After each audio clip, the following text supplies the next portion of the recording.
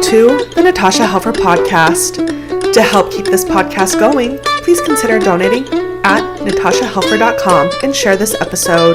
To watch the video of this podcast, you can subscribe to Natasha's channel on YouTube and follow her professional Facebook page at Natasha Helfer, LCMFT, CST-S. You can also find all her cool resources at natashahelfer.com.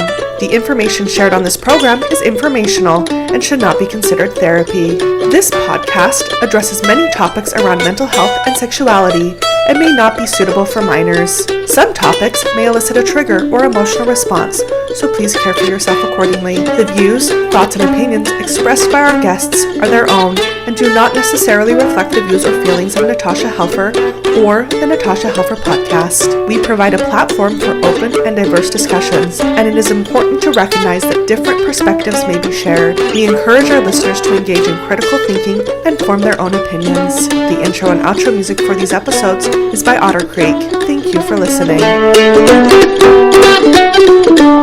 Hello, everybody, and welcome to the Natasha Helfer Podcast, where we go after shame anywhere we can find it and try to pummel it to the ground. That's what we try to do here on this podcast. So I'm very excited to have Dr. Quintin Hunt with me today. I'm going to introduce him here in a minute and have him introduce himself more fully, but I wanted to give a few announcements. For those of you who are interested in ethical non-monogamy, I have a few classes coming up and also a group. I know that I've run my group several times and a lot of people have found that very useful, whether you are in the lifestyle already and or just contemplating whether or not this is an option you'd like to consider, maybe with a long-term partner. And so if you are interested in those things, please either reach out or go to my website, natashahelfer.com. I am now partnering with the Sanctuary here in Salt Lake City. So I'm offering those types of things at their venue. So there's a little bit of like signing up for both with me and with them. And we can walk you through those steps. So I just want to let people know that I'm doing a class on agreements next week. I think in 2 or 3 weeks, I'm doing a class on how to deal with jealousy. And then we're going to be starting the 7-week group where we really go through a lot of the tips and tricks and strategies and ideas and information that a lot of people feel is helpful, especially before they dive in, or even if they have already dived in. And that starts February 24th. So I just wanted to alert people to that. I don't think there are any other announcements. So without further ado, Dr. Quintin Hunt, I have been following you for a minute. I have gone to several of your presentations that you have specifically done around suicide prevention.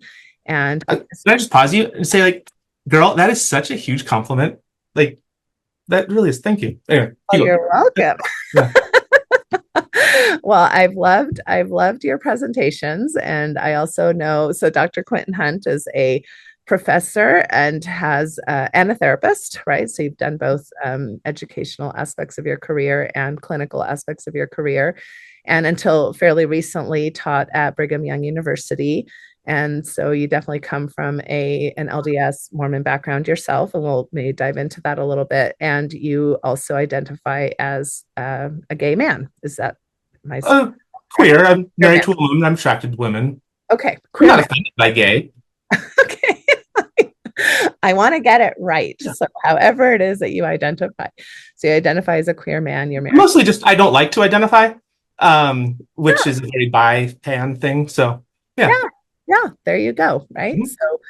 Mm-hmm. So yeah, with that botched introduction that I just gave, why don't you go ahead and tell us a little bit more about yourself, as much as you'd like to personally, but then also professionally give us your bio. I think there's a few things just professionally, start there and wrap that up real quick. Yeah, when I first finished my PhD, I did my master's degree in marriage and family therapy at University of Nevada, Las Vegas.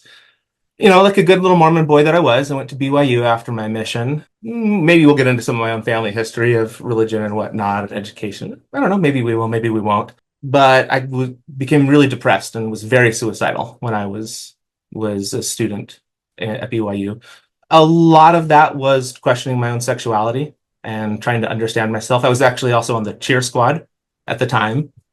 And one of the things that was really strong for me was if I'm not in love with these girls, maybe I'm just not attracted to girls. And that was a somewhat naive understanding of sexuality. Um, but that's where I was at the time. I was very depressed. Um, this was also like Prop 8 was happening at the time in Arizona in 22, like in California. So it was also like not a great time to be questioning or queer, or I mean, queer was still a slur at that point in the early 2000s. Um, that was really hard. I was really depressed and suicidal, and I failed out of school, dropped out of school, was going to transfer to Arizona State or anywhere else, but it would have taken me longer to finish. So I was out of school for a couple of years, was a whitewater rafting guide in northern Idaho, and decided finally was going to finish my degree, and ultimately just decided to suck it up and finish at BYU rather than transfer somewhere else. And that's where I ended up meeting Molly, who's now my wife. Married, we have 4 kids. Miraculously got into a graduate program with a 2.7 GPA. Then was really interested in studying suicide, and you went the marriage and family therapy went the marriage and family route because I didn't want to do it the way that I had experienced. Like the therapists that I had been to were psychologists, and I didn't like how therapy happened. It was all very causal. And I was also a lot of anxiety that my therapists would have around my suicidality and how bad it was, even though I was so far from ever actually trying to kill myself. And a lot of it was like being pushed to give up, leave the church, the LDS church. And at the time, no, that was unacceptable for me.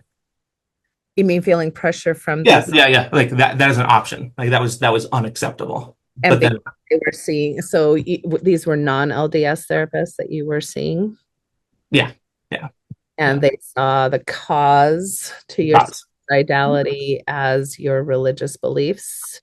Totally. And if you could just leave your religion, you'd be fine. Yeah.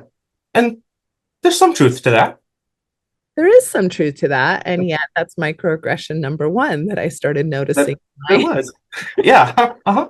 My experience as a therapist. Yeah. Like that's not really how therapists should be showing up on either side of the equation, Totally. right? Like you should leave your religion, you should join the religion, you should stay in the religion, you should, like. Absolutely. Yeah. Okay. So that was really distressing to you. Yeah. No, it's interesting. I mean, it's a little bit of a detour here, but with my family, we went to northern Minnesota for Christmas, where my wife's from, and we went to the Lutheran church that our family went to, and we had our Christmas, gosh, they don't call it mass in the Lutheran church. What do they call it? Service, whatever. Okay. And I was just sitting there listening, and the pastor's kind of goofy, which I think is endearing. But I had this really like very profound, like spiritual, philosophical moment where I was just like you were saying, this microaggression. I was like, God, how dare we as a profession? So I'm going to get really emotional here. How dare we take away something that gives people hope when they are hopeless? I don't care what it is. If it gives you hope when you're hopeless, that keeps people alive. I'm not saying that means God is real or the LDS church is true. That's not what I mean. But if it gives somebody hope, why would we fight that? Yeah. And I think that's what religion is hope. Or should be. I think that's what psychotherapy can be, or if I'm totally honest, the concept of God, maybe, is hope that maybe some things could be better, or that you are worth loving. I think that's hope, all tied up together. Yeah, I think God in its best form is hope and love, right? And I think there are aspects of that in most major religions. And this is, to put may psychological speak to it, this is like the protective factors, right? Which is part of what we're going to talk about today, even with suicide, is that, and the research shows that religion oftentimes is a protective factor for suicidality for these kinds of reasons. And we can talk about harmful factors as well for religion. Also that. And then there's that dilemma, right? Of when, especially when you're sitting with a client as a clinician and you can see the harmful factors, and we might, or you see the hopeful factors, and you as your, because you're of your own bias as a therapist, you're leaning into one or both, one of those more than the other. Yeah. So, and I've definitely been guilty of that. I think we all have. I mean, I certainly have as well. Yeah. Yeah. Right. Okay. Yeah. So you're going through life, you're really starting to struggle with depression and suicidality. It sounds like suicidal ideation more than planning and coming up, because you said earlier, like, I don't think I was ever really close to actually making an attempt, but and that was difficult to go to therapy and then find people. So, okay, let's talk about this for a minute. So therapists freak out with suicide. Yeah. Let's talk about that. Why do we freak out with suicide? I mean, what type of person becomes a therapist? Oh, you're saying we're neurotic? We're kind of neurotic. We are. Hey, and I am one of these people. Okay, so we're neurotic. I would agree with that. Yeah.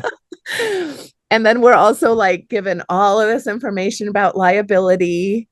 Yeah. And all of these expectations, and that if we don't do something about somebody's suicidal ideation, our license or our profession might be at risk. So yeah, I think we freak out. We're not very good at keeping kind of that calm Totally. state. That's our anxiety derailing therapy, or sabotaging the progress, really is what that is. Mm-hmm. I mean, a pretty profound, and actually one way that very few training programs will tell you to not be anxious about. Very few professional trainings, even for licensed folks, your CEUs, very few of those will tell you to not let that anxiety be. A lot of them will just tell you to raise the anxiety, which, have you ever had a client talk about their experiences getting help or trying to get help when they're suicidal? It's damn near impossible to find a therapist that will take them. Yeah. Right. Because of that anxiety. Yeah. And so clients come in already kind of protective, or not telling you how they really feel about things. And it's so, and I would say I have been to 2 trainings in my entire career. And I'll say 2 because I went to yours twice. So maybe 3 trainings my entire career where this was addressed, and you addressed it. And there was also a female clinician in Kansas. It was the first time, and her mother had died of 80? Oh, sorry. Maybe, I don't remember her name. Yeah. Her mother had died of suicide, and she was basically, I mean, it was probably the best suicide training I've ever been to, but she challenged everything. She was like, oh, you think this works? It doesn't. You think, this works? It doesn't. You think, oh, getting people involuntarily committed to a treatment facility, that actually worsens, the suicide ideation, right? It's like, so many things. We're all sitting there going, so what are we supposed to do? And so it was just really a great training, and it was really addressing that. I think sometimes we want, imagine this, humans want to have control over something they don't have a lot of control over. Imagine that. Are you comfortable sharing a little bit of your own history with suicide? Absolutely. I mean, I actually, gosh, I should have prepared my PowerPoint about this. Actually, maybe I have a whole family. I actually have a pretty rich history with suicide in my family.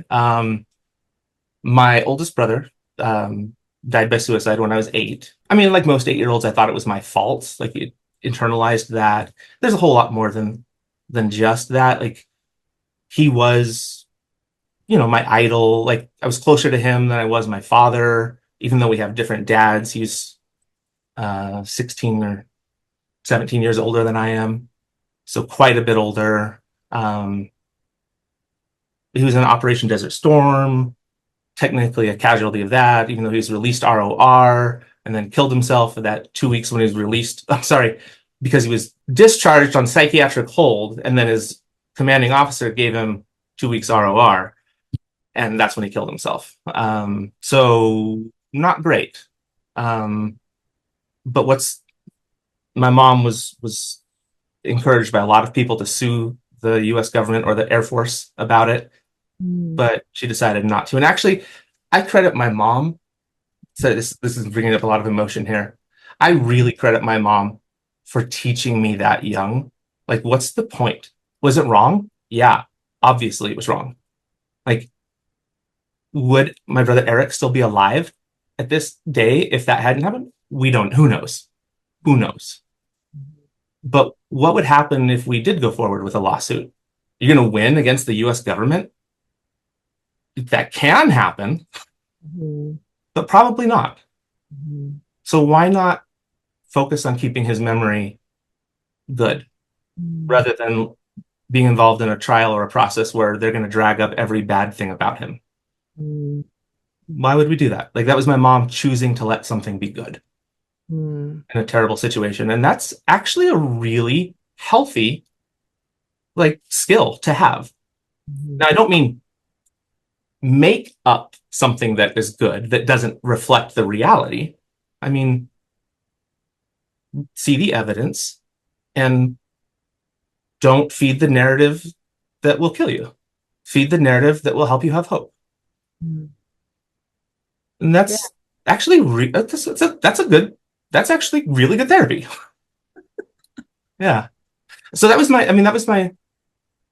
when I first became suicidal, is I thought, so as a child, I thought, I don't know if this means Eric's in hell or in the telestial kingdom or terrestrial kingdom or outer darkness. There's all these thoughts that I was having as a child.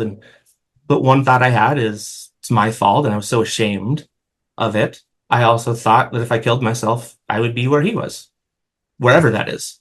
And that was something that I wanted. And that was as a child. And that just kind of stuck around for a long time. High school, there was more depression and more suicide, started to be bullied, some questioning of the sexuality. But again, this was like the 90s. It was a very different time than it is now. Right. I go on a mission. On one hand, it was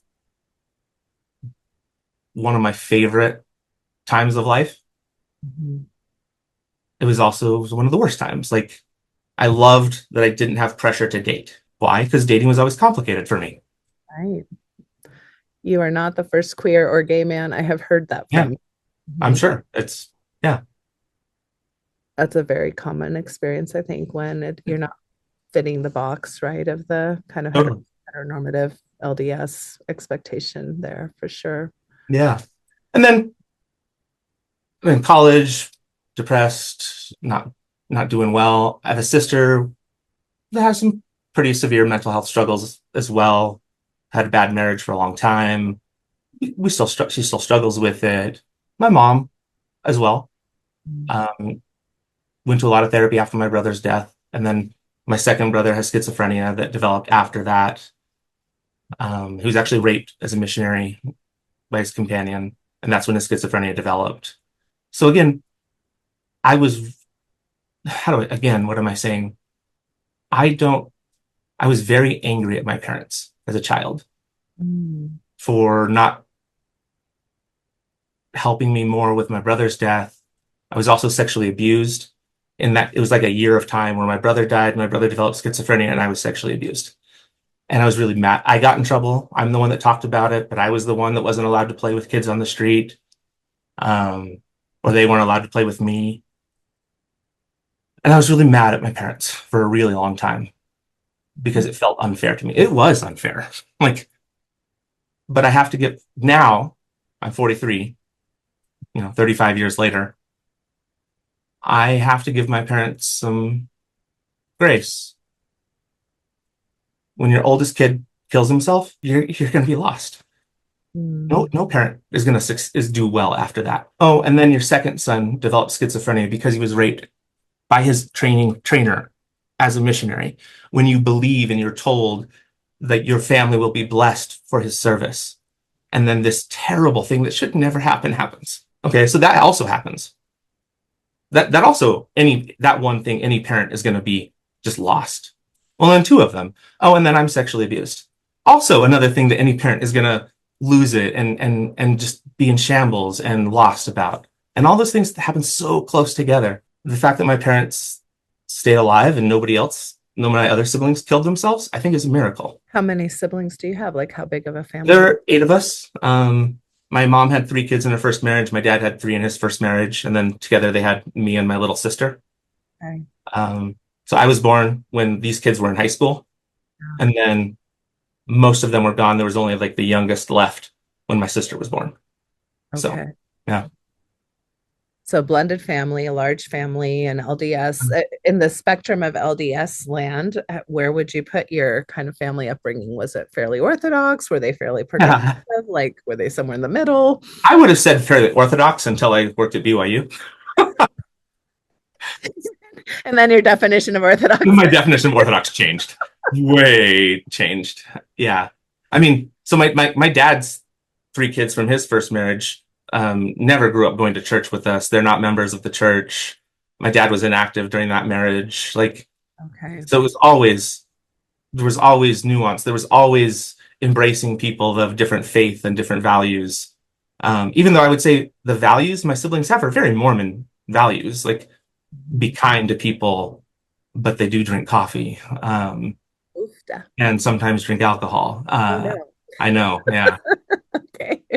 I think 1 or 2 of them has even had premarital sex, but no, these are I the know, worst things. I know. Oh, these are all things I've done. Okay. Yeah, that was these siblings. It was this brother that died by suicide, and this brother with schizophrenia, and this sister with like the severe struggles over her life of mental health. All on your mom? The church. From my mom's side. Okay. And then this sister, her grandpa died by suicide, and her oldest son died by suicide. Okay. Like, there's a genealogy here. There's a lot of genealogy there. Yeah. Which tends to be the case. It does. And people can hopefully understand that looking at family history is important. And a lot of times, of course, these are secrets. A lot of times people. Definitely. This grandpa, like, I didn't learn this until like last year. Oh, wow. Maybe 2 years ago. But like, that's how secret it was. Yeah, right. Yeah. Yeah, it's usually not shared. I've been noticing there's a kind of a new trend every now and then where people will actually in the obituary mention something about depression and their struggles. And so that now oh, this was a suicide death. And I think that's so brave. I think it is very brave.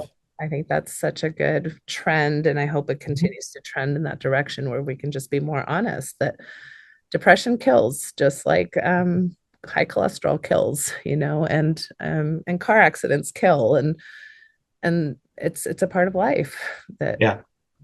So let's talk a little bit where I'd like to move is maybe like, again, kind of this tension between protective factors and harmful factors. If you're in the church, you tend to be like, everything's wonderful. The church is great. It's beautiful. It helps everybody. And of course, if you've left the church, it's like the church is the reason all these things exist. It's horrible. Everybody shouldn't be in the church. And which I want to point out, that's not really changing your mindset. You've just swapped sides to the opposite side of that same coin.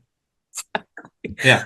I do try to tease us post-Mormons a lot around these concepts. I hope this isn't offensive to anybody, but I like to say that friend you had who the defining characteristic of their identity is that they were a member of the LDS church. When they leave the church, the defining characteristic of their identity is that they've left the church. Yeah, right. And that makes a big difference. So trying to have this space for both. Yeah. One thing, because I'd like for you to talk about your experience at BYU, especially because I've heard a lot of actually very positive things from the BYU Provo Mental Health Counseling Center, which actually was surprising to me because I have a lot of problems with religiously biased therapists, and especially ones that really cause a lot of harm. We have Jody Hildebrandt, right, is like an extreme example, but there's plenty around that have similar types of tactics. But I'm also very concerned about secular therapists who don't value religion or who don't honor people's beliefs and value systems, or just not informed enough to know when they're not valuing that. So I'd want to go into that. And I guess my introduction to that will be the first time I saw you present. It was at the Utah Marriage and Family Therapy conference that happened, I think, in 2021. or 2022, one of those years. Uh, I was going to be the keynote speaker of that event, which was also a bit of a shit show. And I went to your presentation and I loved it. And at the same time, you were presenting a case and you had some video with, permission to show this young man who was a student at BYU, and you were working with his parents, and he was a gay young man, and his parents were coming in, and you were like so exuberantly excited to show us all how this couple this was starting to land on the side of their son, right? And most of the, who are you presenting to? These are all 90%, because I asked them all to raise their hands, 90% LDS adjacent therapists, right? And everybody's like, oh, hooray. And you're all excited. And I'm sitting there seething, right? And I'm like, if I would, and I didn't raise my hand because I wanted to respect your time and I knew you were doing a good job. So I was like, I'm not going to counter him. But what I wanted to say really to the group, why is this kid suicidal to begin with? Why are we so excited to get the parents to be a tiny bit gay affirming so that this kid can have some support in his life, right? And are we not all going to be willing to say, hello, our Mormonism is part of the problem here, right? We are not doing a good job with our queer brothers and sisters, right? So that's what I wanted to shout from the rooftops. I did sit on my hands and forced myself to just sit there seething, which is hard for me to do, but I did for your benefit. And that was my first experience with you. So let's talk about that, because I'm sure you felt that, I'm guessing, all the time working with BYU students, and then being queer yourself, and then having this history yourself of, understanding suicide and depression at a very personal level. So take it where you want to go from here. there's a lot. There's a lot to go, a lot of places to go there. I mean, I wouldn't. I'll be honest. Like I don't think I would have been offended, or I would have welcomed that comment, because that is the problem. Like, that is actually the problem. Being gay or being trans isn't what makes people suicidal. No, it's all of the beliefs and the belief that you are broken, or that you are a burden, or that you are preventing your family from being happy or being in heaven. That is what we call perceived burdensomeness. It's a mechanism, meaning like one of the key things that is required to be there for suicidality. Like, it has to be there. Another part, we call it thwarted belongingness. It's a terrible name. It's really just deep existential loneliness is what that means. Yeah. But if you're a gay kid that doesn't act gay, meaning you don't do gay things, you're very welcome at the church. But anytime you do something gay or do something that doesn't fit that box, then you're not welcome. Whether it's you speak too high, or you're too exuberant, or you're too enthusiastic, or you like to dance too much. But ballroom's okay, because that's not gay in Utah. Yeah, that's true. Yeah, it's weird to me that ballroom's okay, but modern dance or ballet is not. I don't get. To me, they're dance, and I don't think any of them mean you're gay. It's just your body and your dance anyway. Yeah. But then I'm not the best accurate reporter of what is or is not straight, or is in it. And why does it have to be so black and white? And I think the framework that you have for the whole podcast about shame and rooting shame out, or beating it out with a hammer, whatever, fits perfectly. Because if I'm totally honest, I don't think that the shame around sexuality has to be there in the LDS church or any church. It is there, but I don't think it has to be there. Other than there are some things that leaders say that really do put it in there. Mm-hmm. Trying to like tease out, are there parts of the LDS church that increase kids' suicidality? It's actually really, really difficult, because how do you measure that, and how do you ensure that measure is accurately capturing the concept that you're addressing? And I will tell you, as somebody that studies suicide, that's damn near impossible to do. One, just the measures of suicide are really complicated. Two, I don't know of anybody that studied the LDS church and suicide that's really doing perceived burdensomeness, looking at that mechanism or thwarted belongingness, other than James McGraw, and he's only done a tiny little bit. But if we really want to understand, we have to understand that, but also we have to understand the interpretations that the person that is suicidal makes of doctrine and statements that are said. Not just the statements that are said or what the doctrine is, but the interpretations of the doctrine. And this gets really, really tricky to study.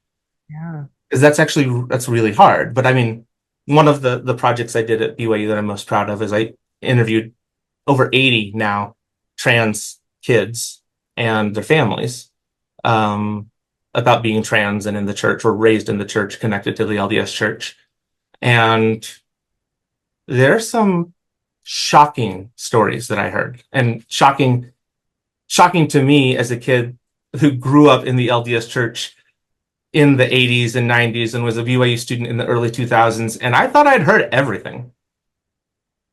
And because I thought I had lived through a lot of it. But I mean, things like a stake president in Pleasant Grove saying, if you have a trans kid, you need to kick them out of your house so they don't infect every other child in your house, said over the pulpit during a state conference meeting. That's terrible. If you hear that, how could you not think that you're broken? How could you not then want to kill yourself?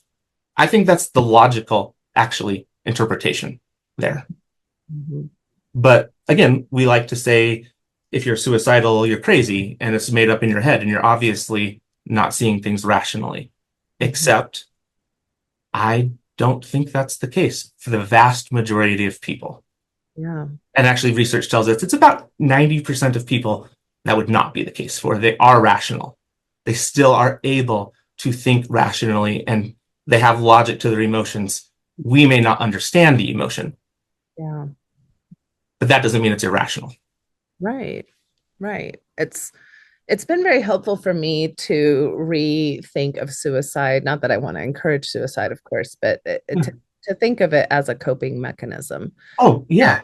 And it's an escape fantasy, right? And some of us escape by looking at video games, right? Or some of us escape by, I like to pretend that I'm in Greece on a beach, and I have 0 kids and 0 responsibilities, right? So it's like a daydream, right? And so suicide in a lot of ways is an escape fantasy from pain, from being a burden, from being a problem, from, well, life isn't really meant to work out for me. I don't fit this narrative. Yeah. The community around me seems to think is the only way to be an okay human.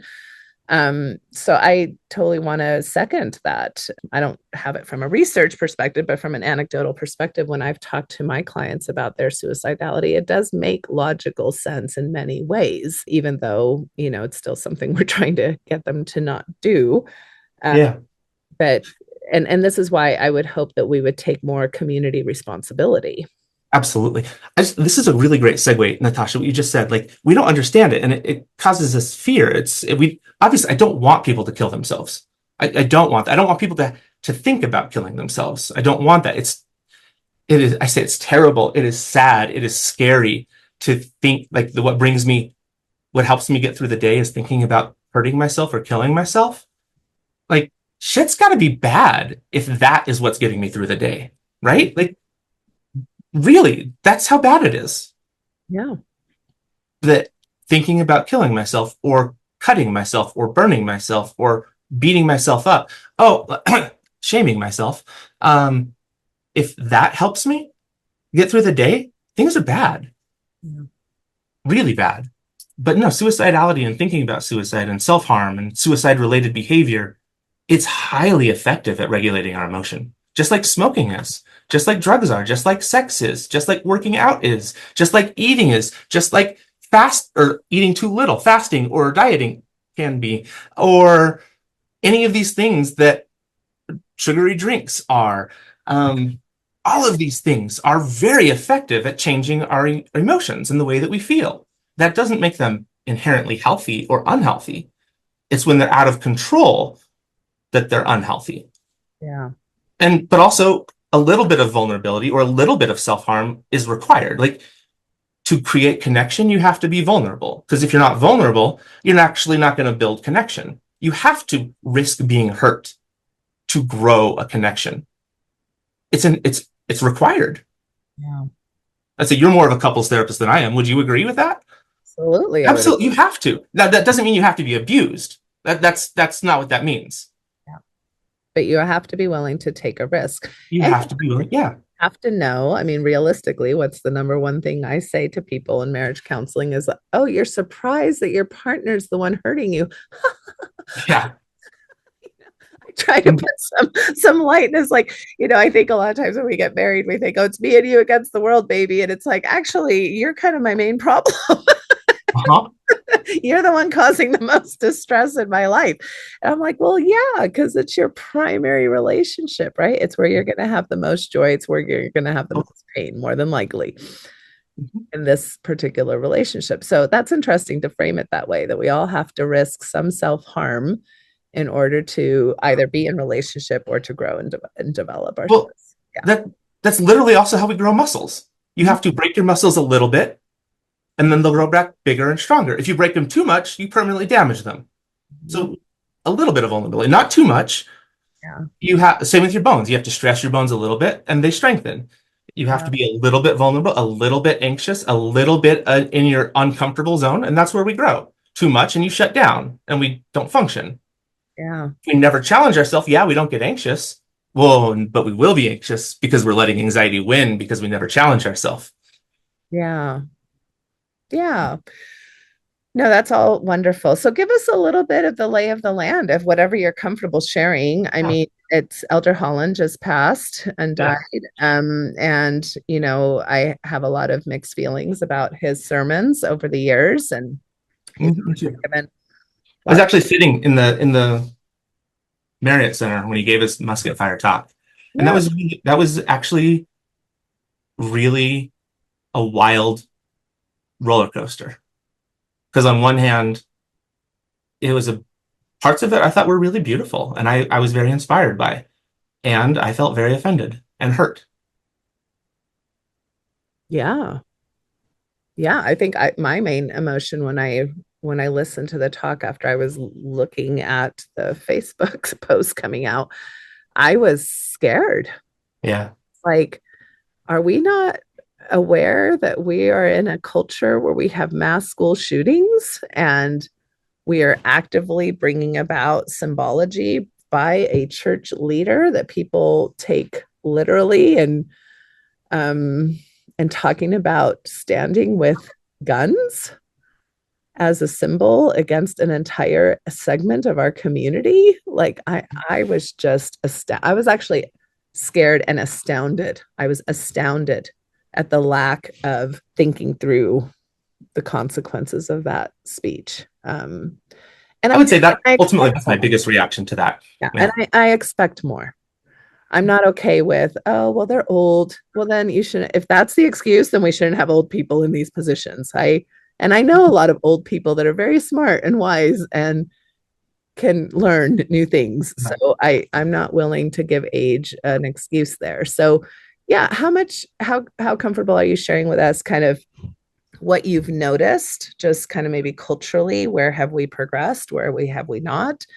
What was it like in a church? All right. Who is we? I guess we would be like those like you, like progressive, affirming clinicians within the LDS community. And what's it like to work, especially in a school-sponsored school? And then what are you noticing? Things that would be improving, I think we would kind of have some agreement on what would be improvement in the LDS community in this realm. How have we actually backtracked? What are you concerned about? What are you hopeful about?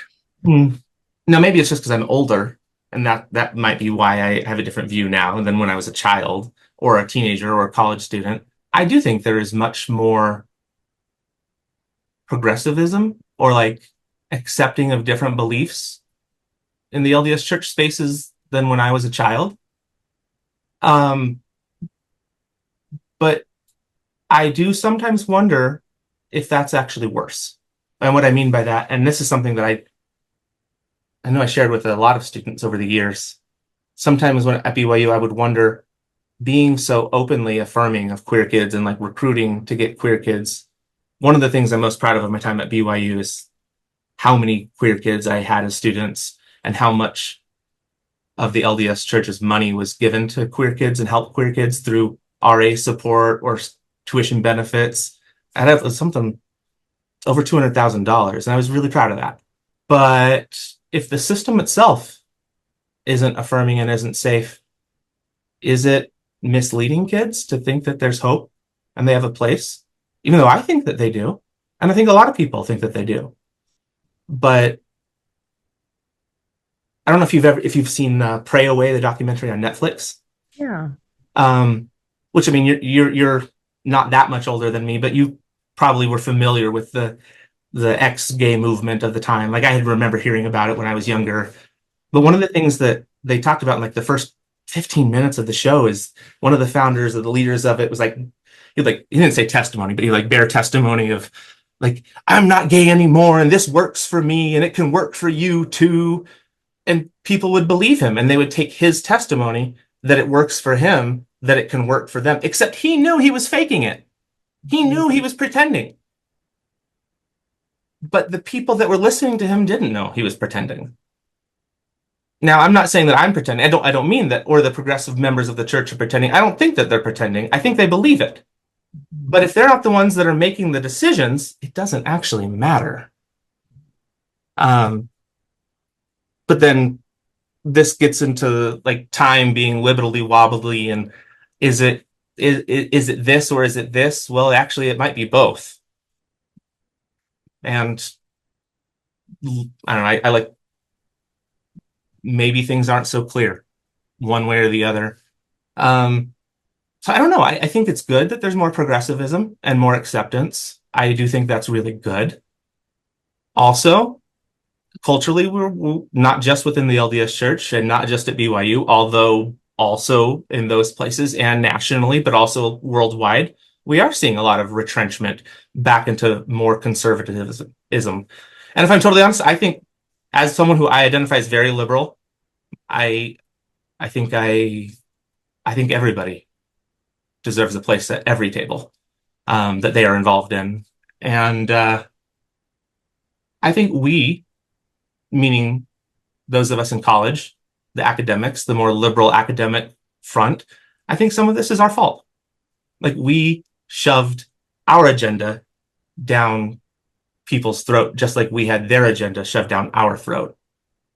And I think that's our fault. So you see the backtracking into more conservative beliefs as a response to that, of a response to... That's kind of what I see. Mm-hmm. Like, I don't know, when I was teaching in Wisconsin, there was a moment where every professor was required to put their gender pronouns on their email as a way of like being affirming. I actually didn't agree with that, because you shouldn't force somebody to pretend to be affirming, because that's going to cause more harm. But if you let people show that they're affirming and they're a safe space, then it's actually meaningful. Mm-hmm. But if everybody has to say, this is a safe space, then you don't know where a safe space is. Mm-hmm. Yeah, that's really complex, right? It is really complex. And you can see on both sides of the aisle, assuming there's two sides, all 50 sides, whatever. Like, there's usually... That was very binary of you, Natasha. I expected better. It was very binary. But yeah, to have like, it's always like good intentions gone awry. Yeah. Right. It's kind of what I'm hearing there. Well, yeah, good intentions got awry. And not having like when you think of things as a chess game, it's like you think one move instead of 5 moves ahead, and there are consequences to what you're saying. Yeah. Sure.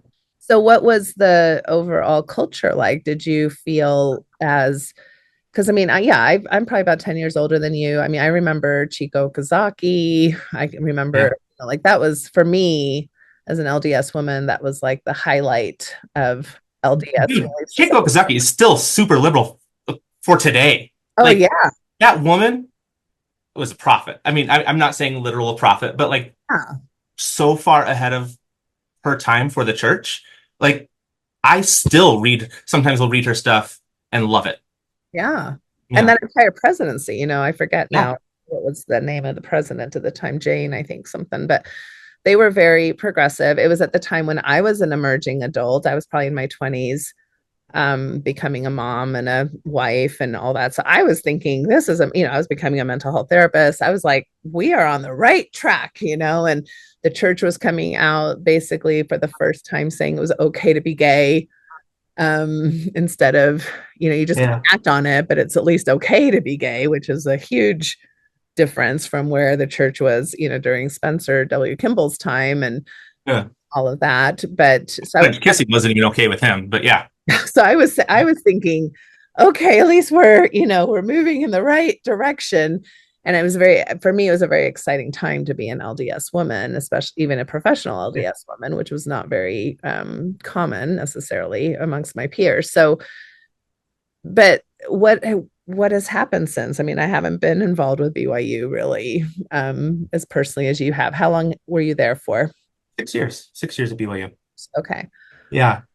Just long enough to look like I didn't get tenure. But I think my publication record would disagree and my teaching record would disagree with that. So I didn't get tenure. I mean, it's hard for me to say without, I'm scared to say it because I think it could be so invalidating to some people that are still struggling. But from where it was when I was a student, so different. And so much more, like it's not against the honor code to even identify as gay, which it was in the early 2000s. That still not really okay to do anything gay. And then there was the change of the honor code right before the pandemic, where they took out the same-sex language from the honor code. And as far as not only we as faculty, but the students and the honor code office understood, it was therefore okay for students to date people of the same sex. And that's for 2 weeks. For 2 weeks. That was a beautiful moment. It was beautiful. It was a moment. Like there was a vibe. There was an electricity on campus. The Y lit up and I sobbed when I saw the Y in colors, and there was so much. Yeah. But then got taken away. And do you feel like there's been a retrenching there at BYU? And what about the status of the counseling center? Is it what it used to be 10 years ago? Or I'll be honest, I couldn't tell you much about the CAPS, the professional counseling center there, the comprehensive clinic at BYU, which is part of where like the MFT and psychology and social work students will get their hours. That's where I spent most of my time and my supervision. I don't know. I like to think I actually had a pretty big influence in changing things and making them more progressive and accepting there. And I also have to say, like, the MFT program at BYU, I came into it fearing the worst. And I thought I would never feel accepted or loved by those people. And I was wrong. I was pleasantly surprised. And I would say some of them, even though I'm not at BYU, are still people that I call my best friends. And I felt love that I have wanted my whole life, like that acceptance. It was very healing for me. There's part of me that wishes I was still there with them. Part of me is really glad to be able to have a beard and not worry if BYU or somebody at BYU is going to be offended by something I say. Right. Yeah. Okay. Well, I know we've been talking for a minute, and I'd love to have you back on to talk more about, like your personal journey and things. But since our main topic today is kind of suicidality, religious protective factors, non-protective factors, if you would want to bullet list a few things, right? If you were going to say, okay, what are the main takeaways Natasha would have heard at my presentation, for example? Ooh, okay. And you do have like a really good way of organizing it. Like I remember 10 main points. First person is ever, well, actually, that's not entirely. I would say first person ever to say I'm good at organization. I thought you were well organized. When I do presentations, I try to be because I have to be, because otherwise people think I'm crazy. And yeah. Yes. So yeah, so if you could kind of go through here's the basic things I'd want people to know about both harmful and protective factors, especially when it comes to religion, with the knowledge I have as a family therapist and a suicide expert. I mean, the very first thing, and this isn't specifically just for religion, but it totally fits here. Suicide is a symptom. It's not the problem. It's a symptom of a problem. The problem being whatever makes you feel like you should not be alive, that your life is not worth living, that you are a burden to people, that you are broken beyond repair. That's whatever is happening that makes you feel those things and think those things. That's the problem. Suicide is the symptom of this problem. So in that framework, it's a good thing when somebody tells you that they're suicidal or brings it up, because this is a symptom. We can now address it. Okay. But in the LDS Church, gosh, there's actually a lot of things that are really protective factors. One, and this isn't just the LDS Church. Gosh, what's his name? He's this biologist, kind of famous, Robert Zaplinski. I can't remember. I have one of his books here somewhere. Why zebras don't get ulcers. He talks a lot about the benefits of religion. As a guy, I think he identifies as atheist. He's not religious at all. Maybe agnostic, but I think he's more on the atheist end of it. He talks a lot about the benefit, the protective factors against suicide of religion. Community is so protective against suicide. Feeling like you belong somewhere is so meaningful. And there's a lot of that can happen at BYU, can happen in the LDS Church. Actually, it does. There is a lot until you don't feel it. Mm-hmm. Right. And then it becomes not even just you don't feel it. It becomes not just the absence of the belongingness. It becomes this burdensome, this brokenness, which is what makes it so much more nefarious than just the absence of the belongingness. Daily prayer, like praying morning and night or before every meal, can be really helpful. Not because I'm saying that God will bless you because God is real and therefore it's true, but that might be true. But also prayer is easily mindfulness. Mm-hmm. Thinking about the day, what went good, what went bad, and what do I want to be better tomorrow? That is mindfulness, and actually a fantastic skill. Right. Okay. Journaling. I hate to say that the prophet was right when he said you should journal. It is so good for you. Like, now I would say you shouldn't curate your journal, mm-hmm. meaning don't only put the performative good stuff in there. You should process all of it there. Yeah. But it's okay to burn them and not have your ancestors. And it's totally okay to burn them. Absolutely. Lock that shit up and don't let anybody read it. That is totally okay. The benefit of journaling is not the history, but the benefit for me is processing my emotions, which is actually one of the main theories for what depression is that our emotions are not adequately being processed when we sleep. So anything to help us process our emotions is going to help. Okay, so journaling, psychologically sound principle. The church also teaches it.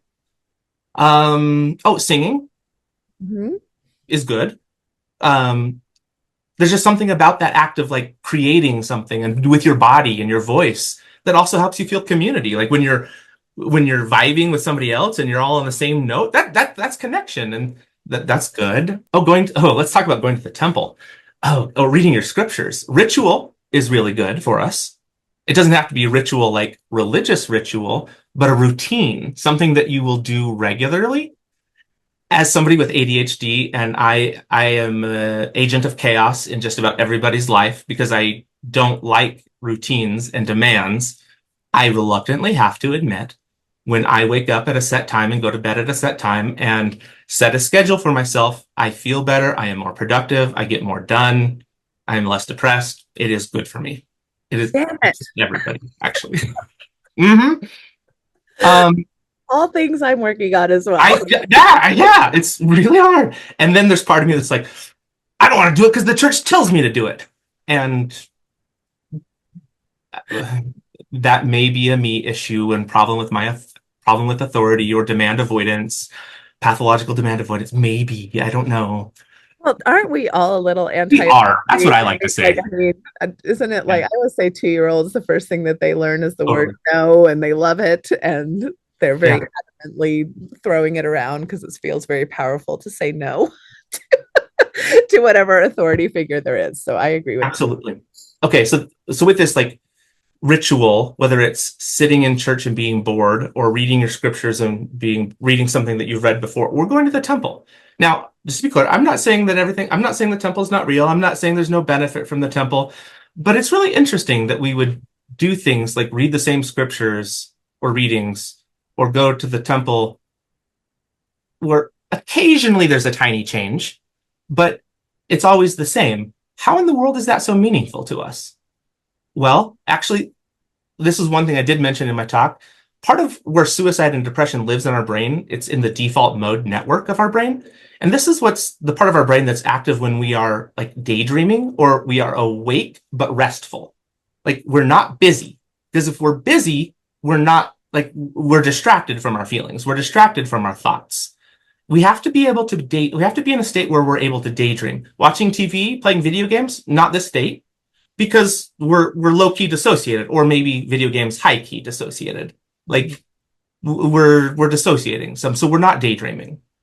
But if you're sitting in a place where you're hearing a talk that is boring, or you're hearing a lecture or a video or something that you've done hundreds of times or dozens of times, how are we getting benefit out of that?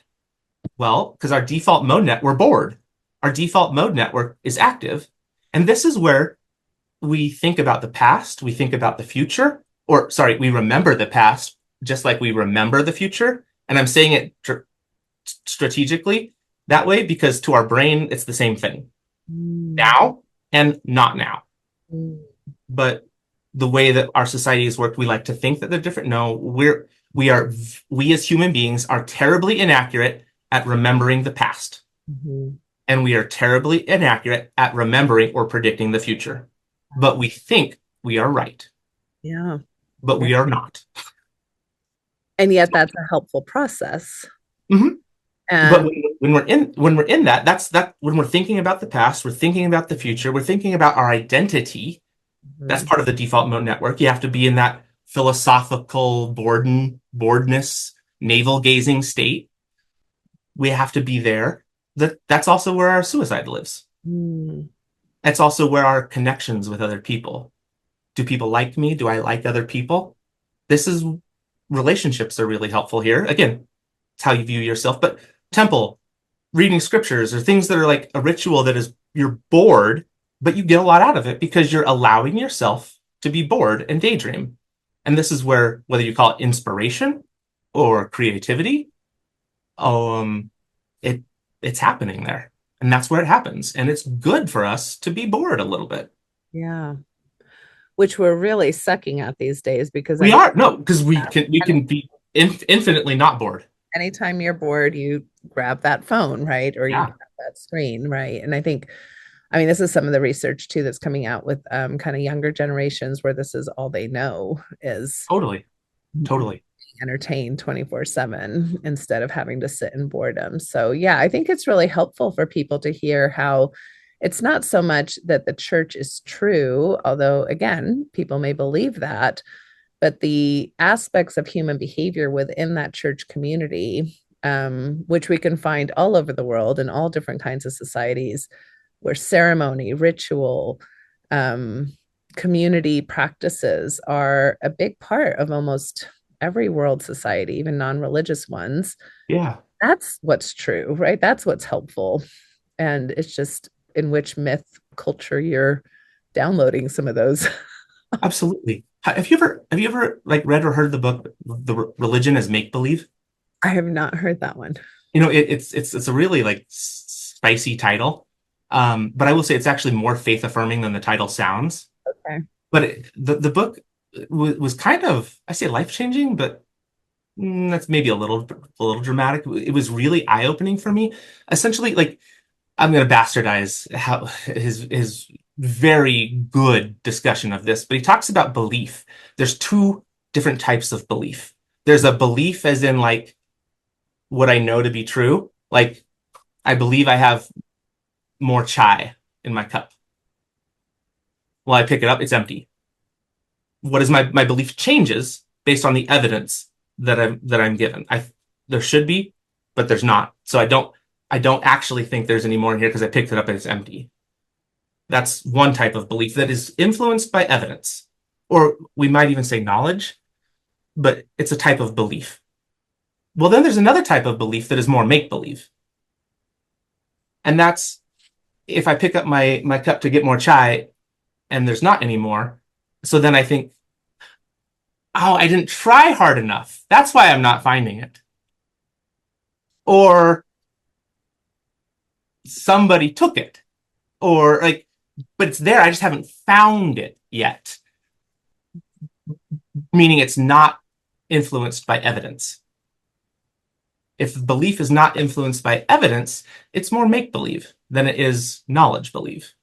And I think the LDS church culture kind of we intertwine this so deeply that this type of belief or this knowledge belief is an extreme, it's the extreme version of this belief, but they're actually different. They're different concepts. That's really fascinating. And because if it's make-believe, no amount of evidence will ever change your belief because it's not actually based on evidence. Yeah. Very cool. Okay. So you're saying lots of protective factors. And if for those of you who no longer want, this is one thing I do a lot in faith transition work is like, especially because people are mad at the church. And people, kind of to your point, are like, well, if the church is going to say that, I don't want to do it. Right. So I'm like, okay, well, first of all, the church doesn't own these things. The church does not own journaling. The church does not own prayer or meditation. And what are ways that you can now reclaim those things in your own new belief system, whether it's, journaling and then putting things to fire or meditation or guided imagery or all these different things, new ritual, new community, where are you going to still gather with other humans? What kinds of rituals are you going to introduce into your life? Do we want to talk really quickly about maybe things we want to avoid, harmful factors? I mean, a lot of the harmful factors are just opposites of the helpful factors, but that doesn't really help us understand it. But I think there is one here, and this is one of the things I talked about in one of my talks as well. I mean, shame has some value. What I mean by that is like, I don't know. There's this I got from one of these talks that I went to with Robert Zaplinski, I think is his name. He actually said this in a talk at a conference, and it stuck with me 15 years on here. Shame about drunk driving is good. Like, we have reduced drunk driving in the country, the United States, because of the shame that we attach to drunk driving. That's actually a good thing. Some lives are saved because of it. Now, a consequence of that is we have also increased the performative nature that people need to say they're fine to drive or need to say that they're not, and sometimes they'll pretend. But reducing the amount of people that are driving drunk through some shame, there's some value there.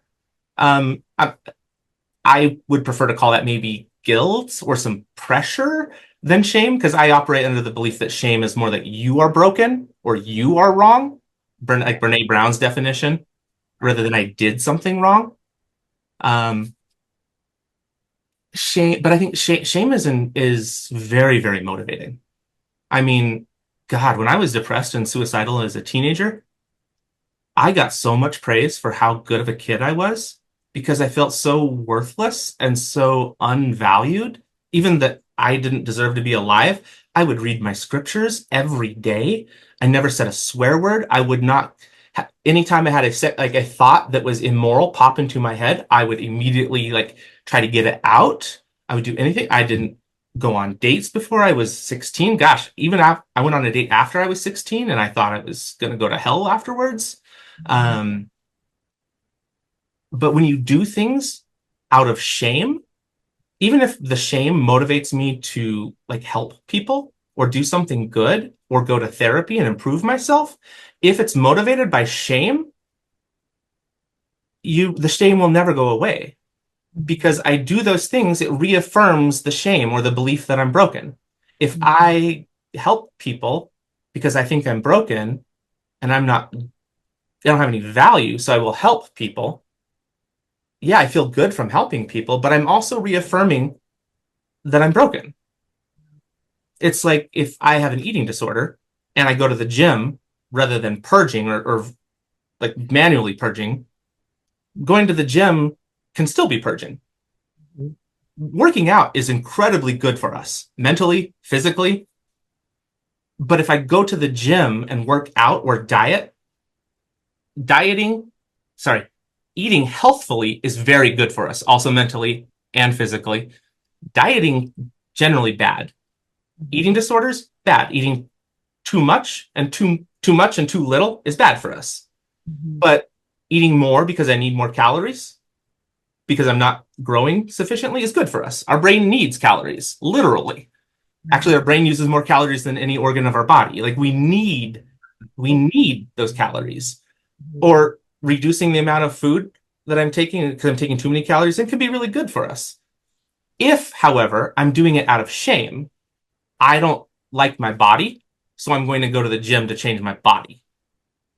Always, you will never get rid of that body shame because you're reinforcing it. Even when your body changes, you will still feel that because there is that part of you that is you're doing the thing because of the shame, rather than I go to the gym because it is good for me and I deserve good things in my life. Yeah. That is a very different mindset. Okay, so you're saying shame is a non-protective factor. It is And protective doesn't feel strong enough. It is terrible and it kills lives. Yeah. Kills And people. unfortunately, we do a lot of that in high demand. We are actually really good at it. We're very good at it. And that's the part that we really need to address as a community. Is either shaming people's identities, shaming certain behaviors, and not allowing people to just kind of be pretty human. So yeah, and I might even go as far to say if we're shaming somebody, like ultimately that's bullying. Yeah. Whether it's ourselves or somebody else. Yeah. Yeah. So that's hard, I think, for us to hold that tension, right? As folks who come from this community that in many ways we love and have been shaped and formed by, and also are very concerned about and want to see these significant changes. And I think the LDS Church has the money and the intellect and the capacity to make some of those changes. So they do. Yeah, it's unfortunate when we don't see it happening quicker than we want. Yeah. If it's going to happen at all, we'll see. So we'll see. All right. Well, I know I've kept you way beyond the original time slot I asked you to be available for. So any closing thoughts? How would you like to close our first discussion? Because I am going to invite you back. How woo-woo can I get? Ooh, I love the woo-woo. I would say I love all the forms. I'm also pretty woo-woo myself. I like to tell my clients I guide therapy. Hey, I think I have the academic background and legitimately the training I have the training to be a good therapist, but I am very woo and I guide it by vibe. Like I go by vibe, what I'm feeling, and if I get chills vibe, and whatnot. Let's end on a good vibe. Let's end on the good vibe. I'm gonna try to put this into a coherent thought, Natasha, and I hope it makes some sense. But let's end with this. Sometimes, and I think many of us in the LDS Church or religious contexts struggle with scrupulosity or some sort of religious OCD. Mm-hmm. There's also a lot of this with suicide and shame. Mm-hmm. And actually, I have a suspicion that for many people that are like chronically depressed and suicidal, it's more of an OCD cycle than it is a depressive cycle or suicide. And what I mean by that is you're not going to do something, you're not going to leave the church, or you're not going to stay in the church, or you're not going to go to therapy, or you're not going to have a conversation until you know for sure it's the right decision and it will help. That's OCD. If you won't do something until you know for sure the outcome. We have to risk it. We have to be vulnerable. Do I think we should go to therapy? Yeah, I'm a big fan of therapy. Do I think you should have a conversation with somebody that hurt your feelings? Do I think you should come out to your parents and tell them that when they dead name you or they're unaffirming to you, it makes you want to kill yourself? Yeah, I think you should. Sometimes it's not safe. Like legitimately, it would actually make your life worse. Sometimes that is absolutely true. But if you've never told them, how are they supposed to know? And yes, that's a whole complicated thing. Should they know? It should be safe enough, and they should make it. They should make spaces. Yes, they should, absolutely. But if you haven't given somebody information, they don't know it. But sometimes people will. I don't know. Sorry, I hope this makes sense. Like if you've ever been on a date and somebody reaches in to kiss you without talking about it or without consent, when you want them to kiss you, it is magical. It feels so good. But if you didn't want them to kiss you and they just lean in and kiss you, it's terrible. And I think some of this goes with this OCD cycle sort of thing. Like you don't know if it's going to be good or if it's going to be bad. So why not choose to hope it is good? And until we have evidence that it's bad, then we'll change. But only once we have evidence. But if we don't know, and actually most things we don't. Most things we don't know. Yeah, so there's something beautiful here in your last statement about willing to risk in order to do better in our lives. And I might even call that radical acceptance. It's radical acceptance, or it's a type of it, or radical hope. Yeah. I just finished a ketamine session where this was the entire theme was, I want this, but oof, if I'm going to get that, I have to risk this, and it's like, oh yeah. And it was just like beauty to my ears to hear this person kind of process through dilemma. We're in a dilemma. Humanity, the human experience is a consistent dilemma. We want safety, but we don't really get safety by finding ourselves trapped in enclosures, right? We want joy, but you can't find joy without risking some pain. And these are philosophical things that you can find in every philosophical tradition, including Mormonism, right? So it's just some interesting things, dilemmas about wrestling.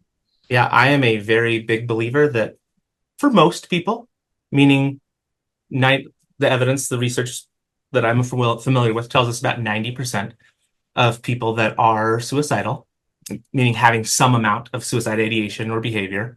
Suicide is largely an existential problem. And we treat it like it's purely behavioral. Oh. And it's also behavioral, but it's largely existential. And so this is where like philosophy gets really helpful, and this sort of woo-woo of, okay, things are bad, but what if they're not bad? What if it's not either A or B? What if there's a C option? Or what if there's an option in the middle? As long as I go back to A or B, good or bad or right or wrong, I never allow any other option to exist. Carl Jung talks about this. The more you go back to this option or that option, you prevent any other option from appearing. But if you let these two dialectical tensions exist, other options will appear. And that, I think, gives me hope for just about damn near everything. I love that. Well, thank you, Dr. Hunt. You're welcome. For all of your thoughts today. Is there anything that I can help you market? Like, are you practicing? So I have a therapy clinic in Provo. It's called All of You Therapy. We actually just this month also started a nonprofit, All of You Training Institute. And we have a couple of groups, like we have a D&D therapy group that we do. We call it Sunday School Dropout, like faith transition group that we do Sunday mornings from 11 to 1. If you come, sometimes if you're lucky or cursed, I will sing a parody of Beauty School Dropout. And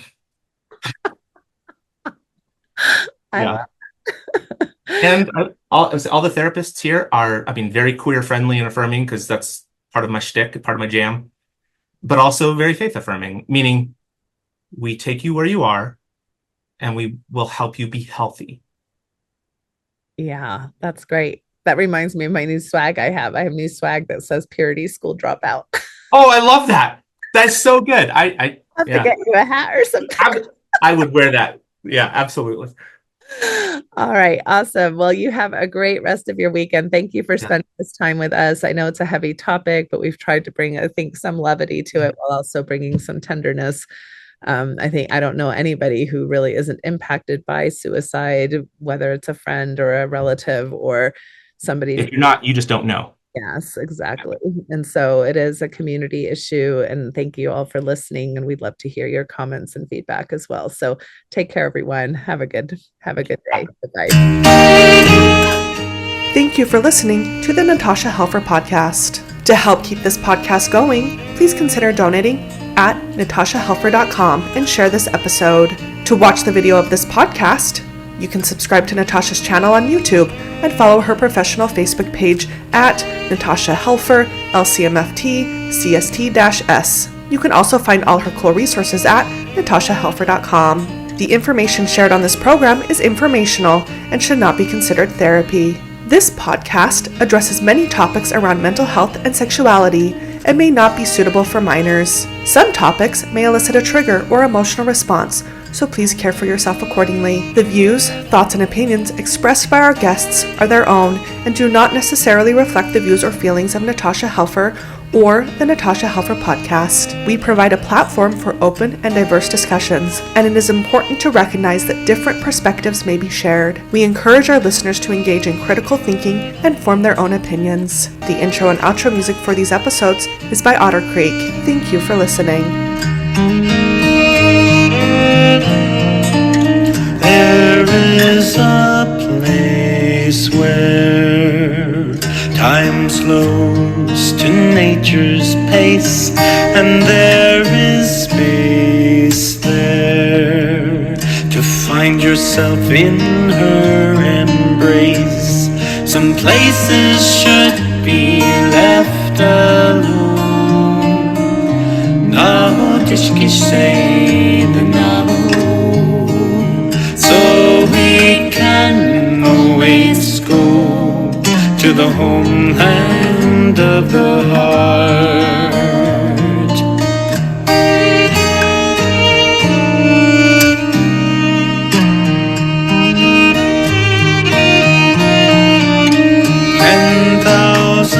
Years of our human history etched on her canyon walls, alongside Earth's mysteries. Some places should be left alone.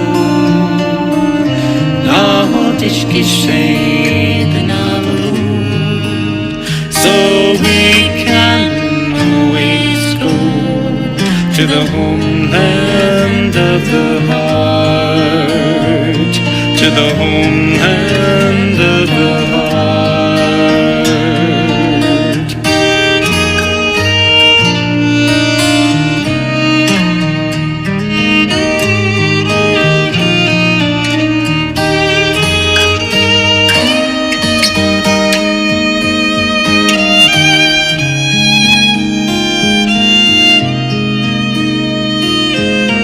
Deep in our cities, we sleep without her stars, yet still her presence sustains us from afar. Some places should be left alone. No dishki shade no. So we can always go to the homeland of the heart, to the homeland of the heart, to the homeland.